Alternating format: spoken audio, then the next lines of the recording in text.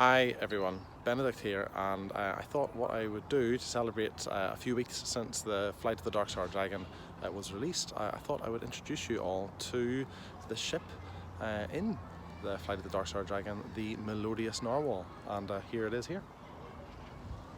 Okay, you might notice actually it doesn't say the Melodious Narwhal on the side, it says the Galley, because this is, I'm over at Glasgow's Transport Centre, and the Galley is a tall ship that is permanently docked beside it, and actually this ship is the ship that I had in mind when I was describing the different parts of the Melodious Narwhal within the Flight of the Darkstar Dragon, so let's go take a look.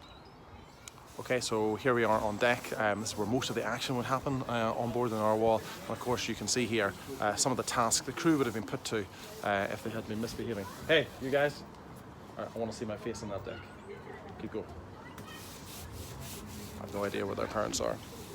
Here we've got the tiny galley. This is where Runiko the chef would spend most of his time. We didn't actually get to see a lot of Runiko in the first book. He would have spent most of his time worrying about the fact that after the events of the opening of the novel, they've only got one chicken left and how best to deal with that. So hopefully he'll pop up in later editions. Okay, now we're down here in the engine room. This is actually one of the biggest changes that the Galley had to become the Melodious Narwhal, because obviously the Narwhal doesn't have engines, so instead this would have been the belly, where Jedha would hang out a lot of the time, playing her games, but also tending to the crystal core that powered the skyship.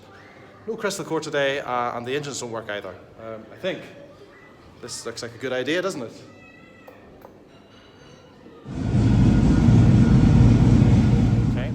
So behind me you can see the helm. We're actually up here on the quarterdeck. This is where really only men and the rest of the Narwhal officers would be allowed here without invitation. We could also have called it the poop deck, although I'm not mature enough to write that the number of times we needed.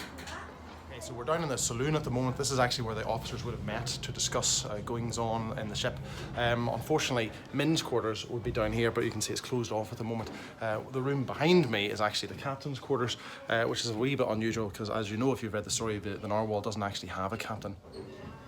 Oh, wait a wee second, I need to stop this. My nose is starting to bleed. So there you go, guys, just a little bit of insight into some of the inspiration behind my latest book, and if that sounds like something that you're interested in, please do go ahead and grab it now. It's a fun fantasy adventure set in a bizarre world, and so far people seem to be really enjoying it, so I would love you to check it out on your local Amazon store. Okay, thanks, and I'll talk to you guys soon.